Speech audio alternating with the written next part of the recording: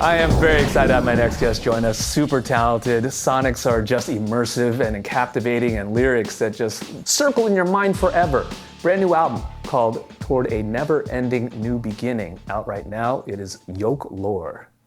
My friend, how are you? I'm doing really good. I'm a little tired, but I'm getting through it. You're here. I really appreciate you taking time for this. And Yeah, we're in absolutely. San Francisco, the legendary Fillmore.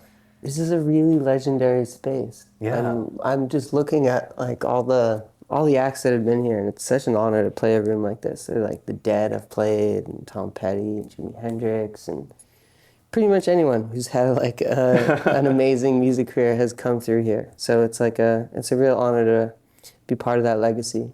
I want to talk about Hendrix for a second. Yeah. You pointed that out. Was he an influence? Was he kind of that, gateway at one point to picking up the guitar? Yeah, I mean, Hendrix for me was like more a gateway to exploration, I think, than anything else. I think of him as like, when I was little, I was listening to a lot of like more like harder core stuff. I was really into Bad Brains and Rancid. And I think I got into like more like 60s rock through my dad, and it kind of like led me into the softer world of stuff. Like I remember I was really digging like hard music, and then I heard Lil Wayne for the first time, and I was like hold on a second. Hold on a second. This guy is just like, he's speaking, he's making this guitar like speak and sing, and it's like he's using his force in such a gentle way, and it kind of blew my mind. Purple Haze, his rendition of Star Spangled Banner, like there's so many songs, like you said, that you don't need lyrics, you don't need singing. Yeah. He's speaking through his instruments. And you kind of do that. I hear that today. And it's so interesting how you mentioned Bad Brains and Rancid and kind of the hardcore punk stuff. And the music you make is totally 180. Yeah, it's not that, for sure. Right, which is not that. What was the evolution like? I mean, I think I was attached not so much to like the sonics, but the mobilization of energy that those bands come with, and that is really, I think, the core kind of ethic for their existence is just a real mustering of aggression and force, and kind of like using the body as an instrument and using like community as an instrument. That really, I think that's what really has stuck with me throughout this, and even though I play like soft banjo music, I still wanna like get up in that same way and use my body in that same way, and really offer as much energy to the crowd and to the listeners as I can, like they do in the hardcore scene. Was that something you picked up when you were in India and in a monastery, and I don't know what other things you were exposed to during that time? I was exposed to a lot. I was playing the sitar a lot when I was in India, to the chagrin of the monks that I was living with. They Really? Yeah, they like appreciated that I was there and liked to play music, but like I think it was like, your mom, after you've been drumming in the garage like at all hours of the day, she's like, man, kid, come on, like it's getting a little late. And the monks would just be like, man, kid, it's like 6 a.m. Like, come on, like really? The sitar right now? But it's not hooked up to an amp. You're not shredding. You're not Van Halen. It's not. But monasteries, they didn't have doors on anything, and the sound really just like traveled through all these marble hallways and stuff. But I thought it was beautiful and gorgeous, and they did too. But they were like busy in their like 8-hour meditation regimens and just deep in that world. But they were very kind to give me a place to do that. The way you describe it makes it sound so pure, because I can imagine what the acoustics were as the sound is emanating through the various hallways. And it's you could hear. I think there's a reason for that. I think that's like they really respect silence in a way that is really important, I think, to the whole aesthetic life, and I think the respect of silence is a real something I'm still learning, and something I think I think everyone could really benefit from. You know, there's a lot of important things to say. There's a lot of important things to talk about, and but I think it's equally important to find spaces of quiet and to find times of where not saying anything is just as important, you know? Where is that, I don't know, Venn diagram, that intersection of all these things that have influenced you throughout your life, experiences through life that have brought you to this debut album? Because this is something that on the surface one would think, man, Yoke Lore really went through things during the pandemic. But I imagine that's not just that, you know, period of time. Yeah.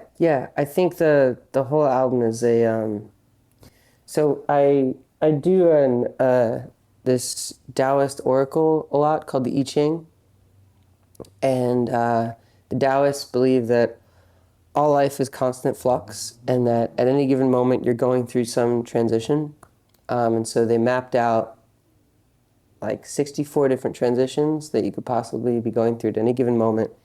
And there's a way you can interact with it, and kind of like tarot cards, like you can divine a certain hexagram. This is what it looks like.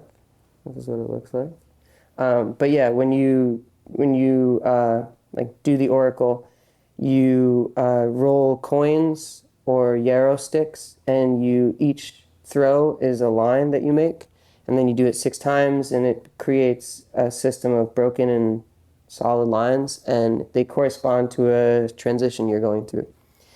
And so I kind of wanted this album to be like my little book of change. Mm-hmm. I wanted it to be like my little system of transitions that people could use to orient themselves amidst their own flux, amidst their own uncertainty. And yeah, I think I really wanted to give people places of purchase that they could really ground themselves in, you know, because flux is difficult and confusing, and it's also ubiquitous.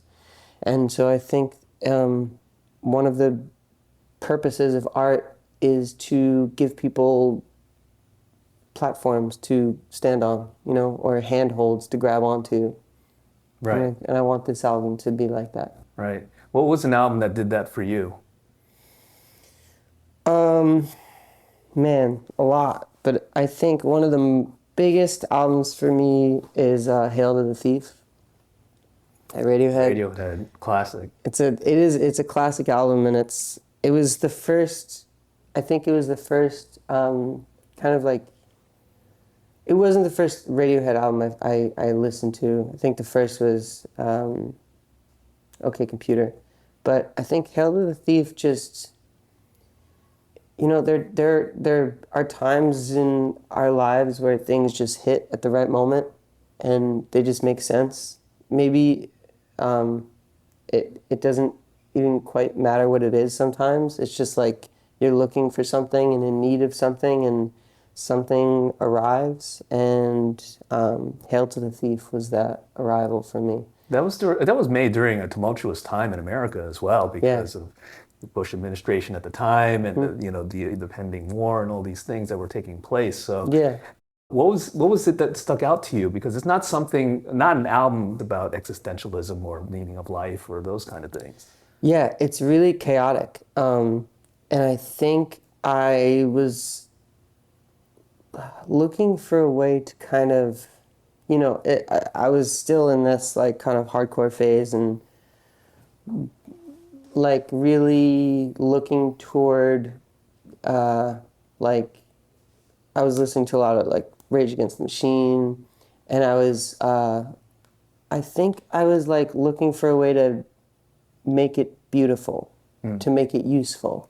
And I think Hail to the Thief kind of did that for me. It was like someone taking just pure chaos and kind of like forming it into these little digestible and quite beautiful songs that I could really do something with and make my own. Yeah. and also not a lot of people around me like liked it. Really? Yeah, and so it was kind of like it felt like something that was my own, and that I could kind of like build ideas around that were really specific and different than everyone else's. Yeah, I think that was during a period of time when a lot of people, let's say, had their community. And if you're part of the punk community, you can't like anything else. Right? Yeah, exactly. That kind of thing. Oh, that Radiohead stuff. Oh, or pop. Exactly. Whatever. It was like it didn't really have a place to exist besides its own Right. carved out space, Yeah. And I wanted to do the same thing. I am so stoked for you. Thank you. Album's great. I feel like this is not only going to solidify you at this level, but take you to the next. Congratulations on that. Thank you. And I'm going to read that Tom Robbins book. Yeah. I appreciate your time. Of course. Thank you for having me. Indeed. It's Yoke Lore right here on B-Sides.